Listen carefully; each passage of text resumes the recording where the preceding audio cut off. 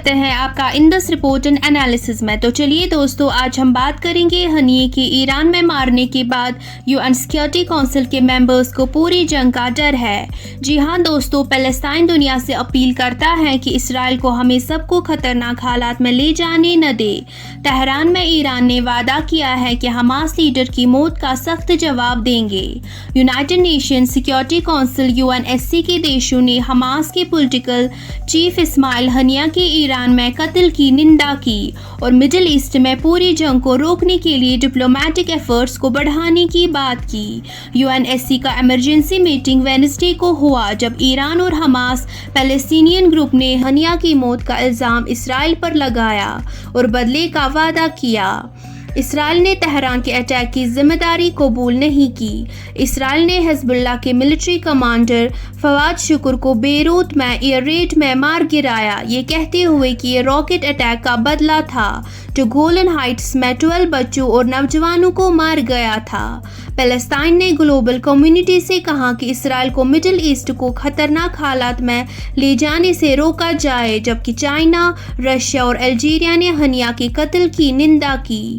US, UK और France ने Iran के रीजन को डिस्टेबलाइज करने वाले सपोर्ट पर चिंता जताई, जबकि जापान ने मिडिल ईस्ट में पूरी जंग का डर व्यक्त किया। इसराइल ने दशकों से पैलेस्टीनियंस को दबाया है, सताया है और मारा है, और ये हमारे के क्षेत्र का पुराना डिस्टेबलाइजर है।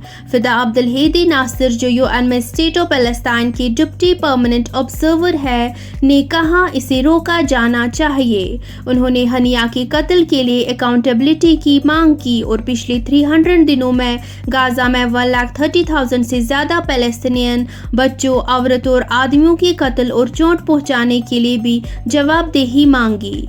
अंतर्राष्ट्रीय समुदाय के पास एक चुनाव है, इसे शांति और सुरक्षा के पक्ष में चुनना चाहिए।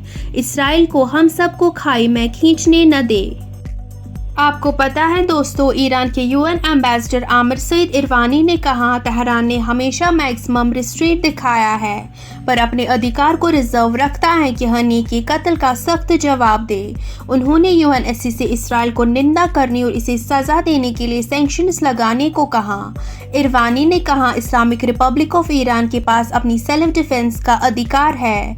इंटरनेशनल लॉ के मुताबिक इस आतंकी और अपराधी हरकत का सख्त जवाब देने की जब जरूरत हो। उन्होंने ये भी कहा ये आतंकी घटना इसराइल की दशकों के आतंक और सबिताज का एक और उदाहरण है, जो पैलेस्टीनियंस और उनके समर्थक के क्षेत्र और बियॉन्ड में टारगेट करते हैं।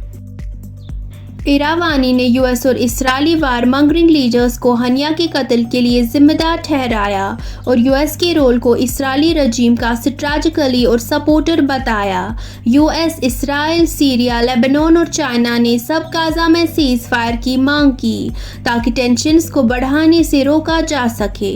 यूएस ने अटैक की जानकारी से इनकार किया और कहा कि एक बड़ी जंग न तो जल्दी होने वाली है और न ही अनिवार्य है। इसराइल ने यूएनएससी से ईरान को रीजनल टेररिज्म के लिए निंदा करने और तेहरान पर सैंक्शंस बढ़ाने को कहा। लेबनान ने हिजबुल्लाह के मस्जिद शम्स में किलिंग्स की निंदा न करने पर आलोचना की। सीरिया, जिससे इसराइल ने 1967 में गोलन हाइट्स को जीत लिया था, ने इसराइली क्लेम्स को खारिज किया कि रॉकेट अटैक मस्जिद शम्स में इसराइल की पॉपुलेशन को टारगेट कर रहा था।